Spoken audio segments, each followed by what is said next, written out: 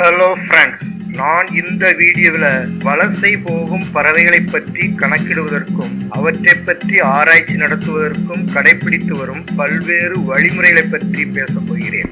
ஆரம்ப காலங்களில் வலசை போகும் பறவைகளை பிடித்து அவற்றின் காலில் ஒரு வளையத்தை மாட்டி விடுவார்கள். உலகின் பல்வேறு பகுதிகளில் அந்த பறவை பிடிபட்டால் வளையத்தில் குறிக்கப்பட்டுள்ள பிரத்யேக எண் மற்றும் வளையத்தினை மாட்டிய நிறுவனத்தின் பெயர் போன்ற தகவல்களை வைத்து அந்த நிறுவனத்துடன் தொடர்பு கொண்டு அந்த பறவைக்கு எங்கு எப்பொழுது வளையம் இடப்பட்டது போன்ற விவரங்களை அறிந்து கொள்வார்கள். இப்பொழுது வளர்ந்துள்ள புதிய தொழில்நுட்ப உதவியுடன் சேட்டிலைட் காலர் என்ற செயற்கைக்கோள் பட்டையை பறவையின் முதுகில் பொருத்தி விடுவார்கள். பின் ஆய்வுக்கூடத்தினுள் அமர்ந்து கொண்டே கணினியை பார்த்த வண்ணம் அந்த பறவை போகும் இடங்களை அறிந்து கொள்ள முடியும். ஆனால் இந்த கருவியின் உதவியுடன் சிறிய பறவைகளின் வலசை போகும் பண்புகளை அறிய முடிவதில்லை. ஏனெனில் இந்த கருவி சிறிய பறவைகளின் முதுகில் பொருத்துவதற்கு ஏற்றாற்போல் இல்லை. வாத்து, நாரை மற்றும் கொக்கு போன்ற பெரிய பறவைகளை இக்கருவியை கொண்டு கண்காணிக்கலாம். எனவே எந்த பறவையாக இருந்தாலும் அதன்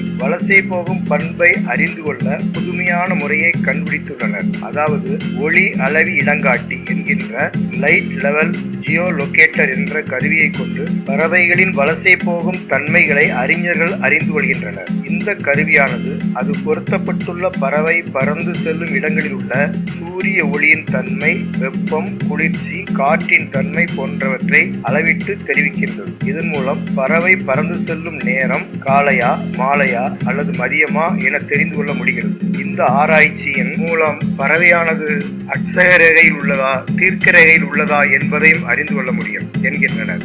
மேலும் இக்கருவியானது ஒளியின் அளவை மட்டுமல்லாமல் பறவை பறந்து செல்லும் வேகம், உடல் அசைவுகளையும் பதிவு செய்து விடுவதாக கூறுகின்றனர். இந்த லைட் லெவல் ஜியோ லொகேட்டர் கருவியை சுவிட்சர்லாந்தில் உள்ள 6 அல்பைன் உல்வரான் என்ற பறவைகளுக்கு பொருத்தினார்கள். சில மாதங்கள் கழித்து அந்த கருவி பதிவு செய்து தந்துள்ள தகவல்களை அறிஞர்கள் ஆராய்ந்து பார்த்தார்கள். அந்த ஆராய்ச்சியின் முடிவில் ஒரு ஆச்சரியமான உண்மை தெரிய வந்தது. அதாவது அந்த பறவைகள் 6 மாதங்களாக தரை இறங்காமலேயே வானத்தில் சுற்றி அலைந்து கொண்டிருந்தது தெரிய வந்தது.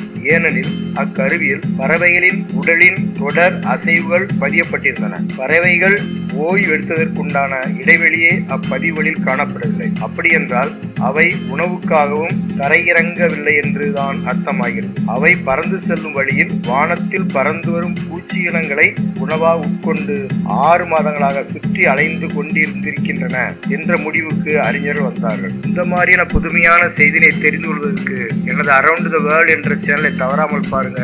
பிடிச்சிருந்தால் லைக் பண்ணுங்க, ஷேர் பண்ணுங்க மற்றும் சப்ஸ்கிரைப் பண்ணுங்க. மீண்டும் அடுத்த வீடியோவில் சந்திப்போம். தேங்க்யூ.